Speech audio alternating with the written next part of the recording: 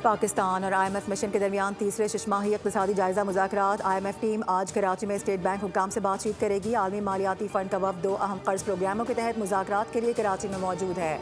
IMF ने मुत्तहिदा अरब इमारात के $2 अरब deposits की 1 साल के लिए रोल ओवर में पाकिस्तान की नाकामी पर तशवीश का इजहार किया है। अगरचे स्टेट बैंक ने IMF वफ़द को यकीन दिलाया है कि कलील मुद्दती इंतजामात मुकम्मल हैं और मुतल्लिका हुक्काम तवील मुद्दती रोल ओवर के लिए इमारात से मुज़ाकरात कर रहे हैं। उधर वज़ीर ख़जाना मोहम्मद औरंगज़ेब ने कौमी असम्बली की कायमा कमेटी ख़जाना के इजलास के बाद सहाफ़ियों को बताया कि रोल ओवर में कोई मसला नहीं है, लेकिन समझ नहीं आती कि मीडिया इसे क्यों मसला बना रहा है। IMF वफ़द अगले हफ्ते इस्लामाबाद जाएगा, जहाँ पर आइंदा पीर से वफाकी हुकूमत के साथ मुज़ाकरात होंगे।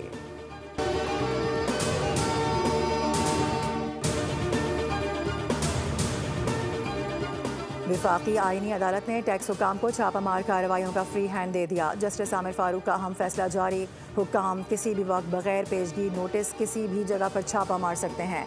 छापा मारने के लिए टैक्स दहिंदा के खिलाफ पहले से कोई केस चलना भी ज़रूरी नहीं है। बगैर केस के छापा गैर कानूनी होने की दलील मुस्तरद कर दी गई है। फैसले में वाज़ेह किया गया है कि अदालत कानून में अपनी तरफ से कोई ऐसी शर्त शामिल नहीं कर सकती जो पार्लियामेंट ने शामिल ना की हो। पार्लियामेंट ने टैक्स कवानीन के मौसर नफाज के लिए टैक्स हुक्काम को वसी इख्तियारात दे दिए हैं। कमिश्नर को तहरीरी तौर पर यह बताना होगा कि किस कानून की खिलाफ वर्जी पर छापा मारा जा रहा है। टैक्स हुक्काम कंप्यूटर, दस्तावेजात और अकाउंट्स कब्जे में लेने के मुकम्मल मजाज होंगे।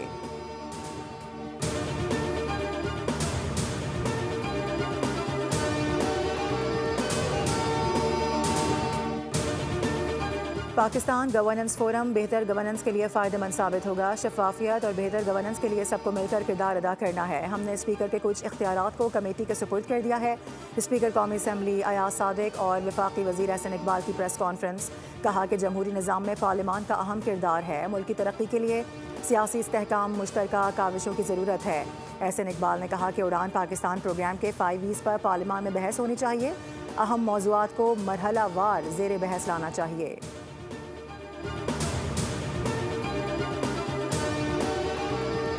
पाकिस्तान स्टॉक मार्केट में उतार चढ़ाव जारी। 100 इंडेक्स में शदीद मंदी के बाद तेजी। 1,67,000 की हद बहाल हो गई। 100 इंडेक्स में 2,000 से ज़ायद पॉइंट्स का इजाफा रिकॉर्ड किया गया। इंडेक्स 1,67,140 की सतह पर आ गया।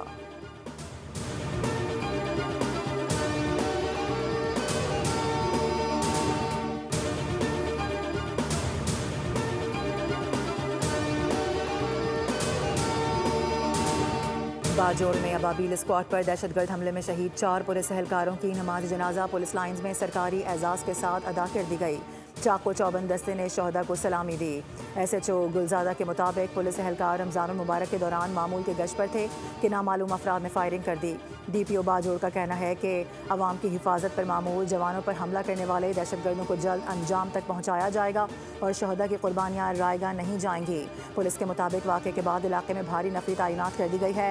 सर्च एंड स्ट्राइक ऑपरेशंस जारी हैं, जबकि शहदा के जज्द खाकी को उनके आबाई इलाके रवाना कर दिया गया है, जहां उन्हें सरकारी एजाज़ के साथ सुपुर्द खाक किया जाएगा।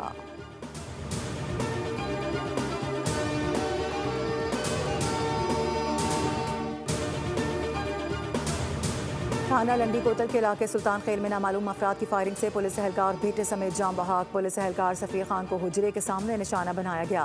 थाना लंडी कोतल में नामालूम अफराद के खिलाफ मुकदमा दर्ज कर लिया गया।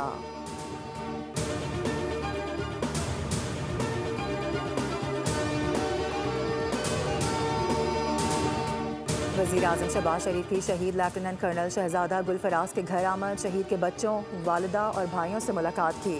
वज़ीर आज़म और वफाकी वज़रा ने शहीद की कब्र पर फातिहा ख़ानी की।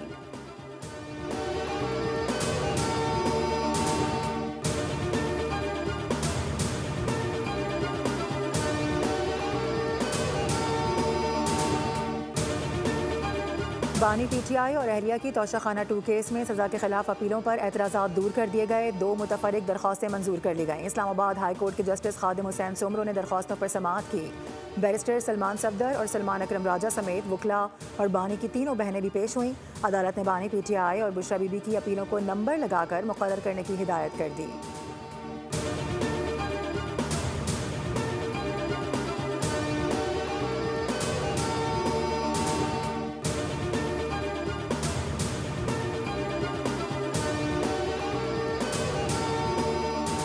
पीटीआई के ग्रुप्स में हज़ारों इख्तलाफात हैं, लेकिन सबका इत्तेफाक है कि बानी पीटीआई अंदर रहें, क्योंकि बाहर बैठे यूट्यूबर्स का कारोबार उरूज पर होता है। ये कैसी सियासी जमात है जिसके कितने टुकड़े हैं किसी को मालूम ही नहीं। वज़ीर दिफा ख्वाजा आसिफ की पीटीआई पर तनकीद, कहा कि पीटीआई दहशतगर्दों के खिलाफ जबान नहीं खोल रही। रोज़ पुलिस एहलकारों की शहादतें हो रही हैं, जिंदा जलाया जा रहा है। शहदा के जनाजों में शिरकत से पीटीआई गुरेज करती है। पीटीआई की तरजीह अव्वल और आखिर बानी है, बाकी सब बेमायनी और बेवक़्त है।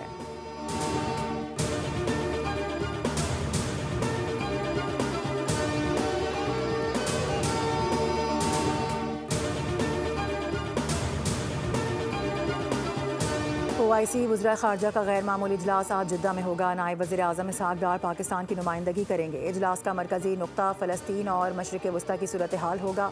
गैर कानूनी इसराइली आबादकारियाँ, मकबूजा मगरबी किनारे में इंज़माम की कोशिशें और दो रियासती हल पर इसराइल की कार्रवाइयों पर तफसीली तबादला ख्याल होगा। इसहाक़ डार इसराइली इक़दामात की सख्त अल्फाज में मज़म्मत करेंगे।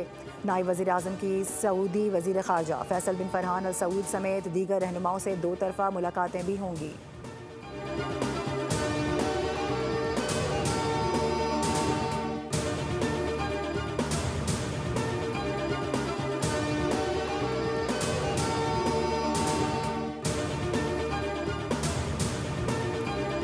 जेनेवा में अमरीका ईरान जौहरी मुज़ाकरात का तीसरा दौर आज होगा। ईरानी वज़ीर ख़ारजा अब्बास इराक़ची जेनेवा पहुँच गए। अमरीका की नुमाइंदगी स्टीव विक्टॉफ और जैरेड कुशनर करेंगे।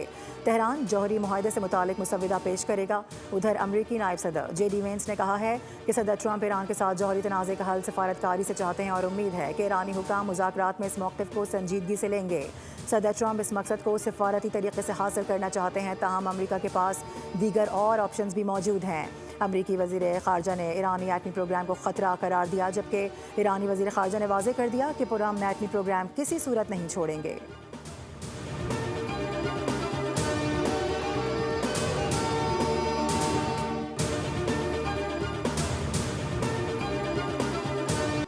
बरतानिया ने पाकिस्तानी सयाहों के लिए नया वीज़ा सिस्टम मुतारिफ करा दिया। पासपोर्ट पर स्टिकर नहीं लगेगा, ईमेल आया करेगी। बायोमेट्रिक्स के बाद पासपोर्ट लेने के लिए वीज़ा सेंटर जाने की ज़रूरत भी नहीं रहेगी। बरतानवी हाई कमिश्नर जेन मैरिट ने तस्दीक कर दी, कहा कि वीज़ा निज़ाम से दस्तावेज़ात के ज़ाया या ख़राब होने के खदशात कम होंगे। दरख्वास्त गुजार शेयर कोड के ज़रिए अपनी वीज़ा हैसियत साबित कर सकेंगे। वीज़ा प्रोसेसिंग वक्त, अहलियत और शराइत में कोई तब्दीली नहीं की गई।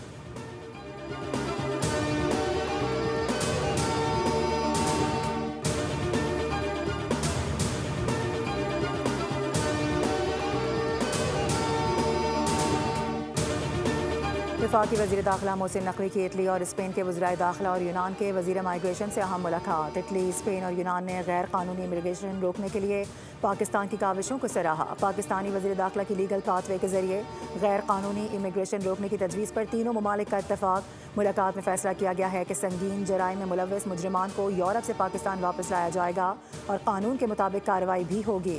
मुश्तरका मैकेनिज़्म से ही इस चैलेंज का खात्मा मुमकिन हो सकेगा।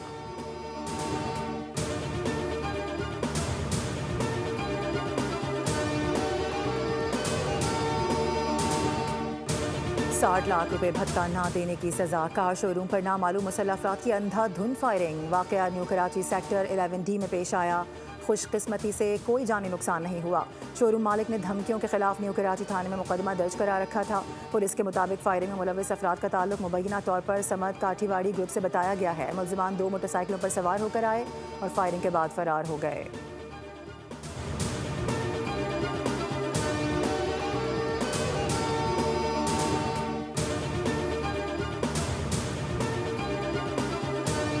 कराची के इलाके नॉर्थ नाजाबाद ब्लॉक C में तलकलामी पर सिक्योरिटी गार्ड ने फायरिंग करके नौजवान को अपनी नींद सुला दिया। पुलिस के मुताबिक मकतूल की शनाख्त वलीद के नाम से हुई है। मकतूल के जिस्म पर 3 गोलियां लगीं। पुलिस ने निजी सिक्योरिटी कंपनी के गार्ड वकील अहमद को गिरफ्तार करके असलहा बरामद कर लिया।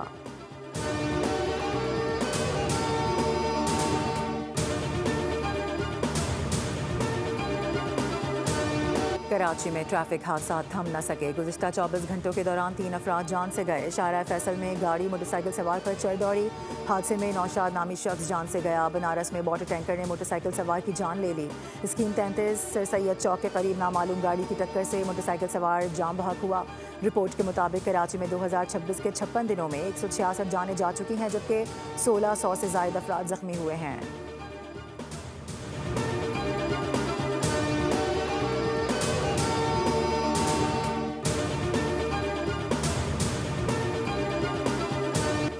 न्यूजीलैंड ने मुश्तरका मेज़बान श्रीलंका को T20 वर्ल्ड कप के टाइटल की दौड़ से बाहर कर दिया। कोलंबो में कीवीज ने आइलैंडर्स को 61 रन से नॉकआउट किया। सुपर 8 के अहम मैच में मेज़बान टीम 169 रन के हदफ के ताक़ुब में श्रीलंकन टीम 8 विकेटों पर 107 रन तक महदूद रही।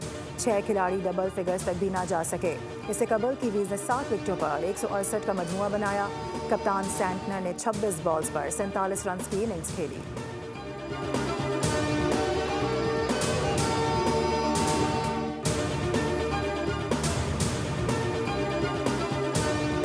T20 वर्ल्ड कप में कीवीज की फतह के बाद पाकिस्तान की सेमीफाइनल में रसाई मजीद दुश्वार हो गई। जुम्मा 27 फरवरी को इंग्लैंड के हाथों कीवीज की शिकस्त भी ग्रीन शर्ट्स के लिए बेहद अहम करार। इंग्लैंड की फतह की सूरत में हफ्ते को पाकिस्तान को श्रीलंका के खिलाफ बड़े मार्जिन से कामयाबी हासिल करना होगी ताकि उसका रन रेट न्यूजीलैंड से बेहतर हो सके। अगर इंग्लैंड की टीम न्यूजीलैंड से हार गई तो पाकिस्तान श्रीलंका के मैच से कबल ही सेमीफाइनल की दौड़ से आउट हो जाएगा।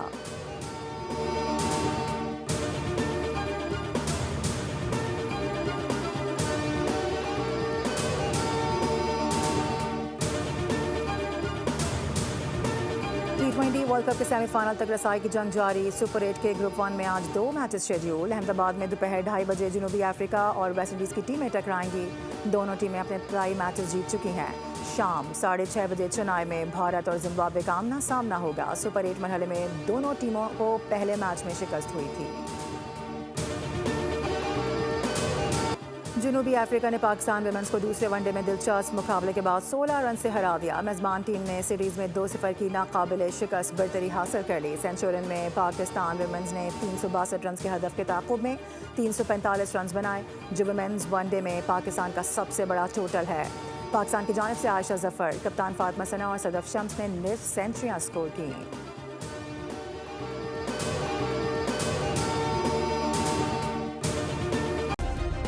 सब्सक्राइब करें और बेल दबाएं ताकि कोई खबर रह न जाए।